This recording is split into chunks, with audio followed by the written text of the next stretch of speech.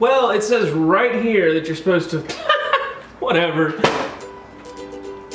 We just woke up the sleeping baby.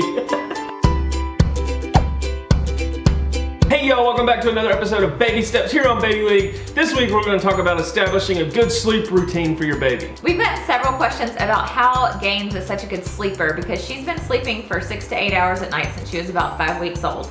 Now I know that can also change as she gets older. A lot of people have told me, enjoy it now because it's going to change later. But for some babies, once they start sleeping through the night, they keep sleeping through the night. So we're hoping that she'll do that. Yes. We wanted to address some of those questions today, and we are by no means experts, and we're not necessarily, well, Cullen is a special expert in baby sleep. You just don't wake up. You just let the mom handle it all. We're not using any specific plan or method or sleep training or anything like that. We're just sharing with you guys some things that have worked for us. To start off, I think some babies are just naturally good sleepers and some babies don't sleep as well. So you gotta take that into consideration too. Give them Benadryl. No. I know I'm always tired after a very active day if I'm doing any type of physical activity. So that was number one, was making sure she stayed active and had good active awake time. So as a newborn, she wanted to sleep all the time. And if somebody's holding her, she wanted to sleep. So we really had to make sure and lay her down on her play mat or somewhere that was really stimulating so that she would have some active awake time during the day and realize that daytime is for being awake, nighttime is for sleeping. Wake up! In the beginning, the first few weeks, we didn't really enforce a specific schedule. The only thing we really enforced was trying to keep her awake. We would generally let her sleep after one feeding, then after the next feeding, try to keep her awake as much as possible, and that seemed to really help. Now, she usually stays awake for a little bit after she eats before she takes a nap, so that there's some playtime in between there. But at night, before she goes to bed, she eats and then goes straight to bed. So she kind of realizes there's a difference between a nap and nighttime sleep. I always sleep better on a full stomach anyway. So she's 9 weeks old now, and for the past few weeks, she's been taking 2 uninterrupted naps during the day. We think that's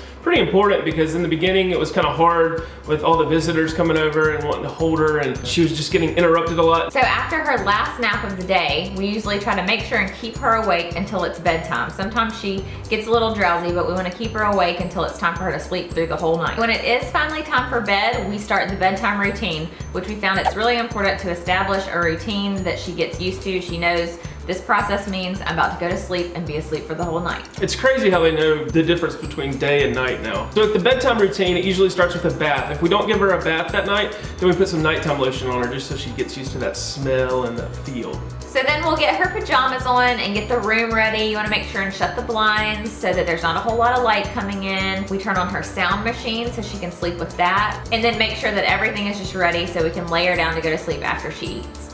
I'm usually the one that gives her a bottle at night. It's a good time for us to bond. It's like a little special moment, and it gives Katie a break too. But it's just real nice to just sit there and cuddle, and she just looks up at me like, oh, you mean sleepy time. This means I'm about to go to sleep because I'm getting the good stuff fast.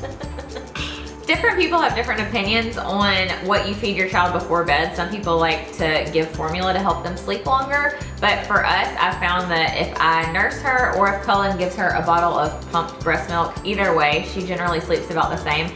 It just adds for some extra bonding time for them. Definitely. So after she gets done eating the bottle, then Katie takes her from there. I'm free for the rest of the night. I play Xbox. She takes her up, she swaddles her, lays her down, and gets her ready for bed. Another super important thing I found about helping her to sleep better is to lay her down when she's not fully asleep. So she's usually drowsy and kind of in and out, but she's not completely asleep when we lay her down. And that just teaches her how to soothe herself and get herself to go to sleep. So that when she wakes in the middle of the night, if she's not hungry, she just is awake for a second, she can calm herself and help herself know how to go back to sleep on her own without needing us to rock her. At night, she just kicks around and looks around and doesn't make a peep. But during the day, she hears us talking, she knows it's a nap, and she's like, hey, get me up. And just like right now, she's kind of making a few noises, but she's not upset or she's not really necessarily having to get up right this second. There have been a couple times that I've gotten up because I thought she needed to get up and eat, and I've gone to the bathroom and come back in there and she's back asleep. We don't by any means let her cry it out or cry until she's really upset, but we know you'll learn with your own baby when they really need to get up and when they're just kind of like fussing or readjusting. That's gas, and then this is, that's get me up. There's big difference. I don't hear either one of them, but I'm just saying. That is from what I've heard. This is what I hear. I hear, and then I hear.